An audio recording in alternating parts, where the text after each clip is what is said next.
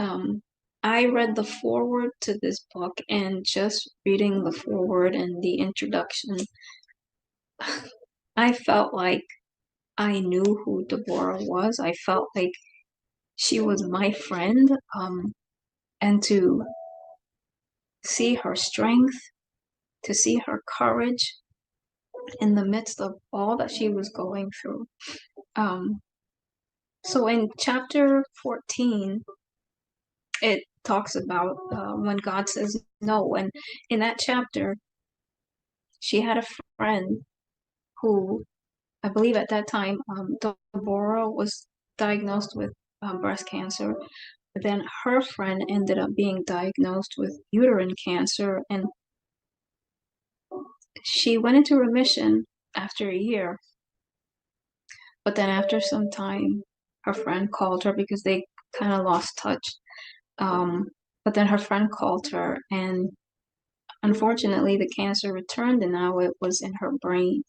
And her friend ended up passing away and being taken home to be with the Lord. And Deborah had cried out to the Lord, and she was like, Lord, I don't understand. Why didn't you heal her?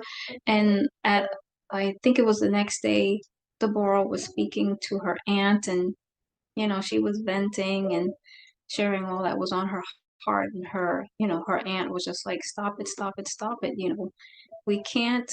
What was it? I'm sorry. Let me go to what her aunt said. I'm so sorry.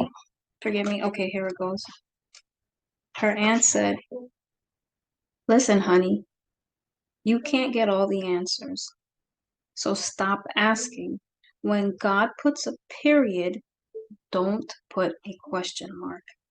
And she said that she found those words to be so profound, and it's true.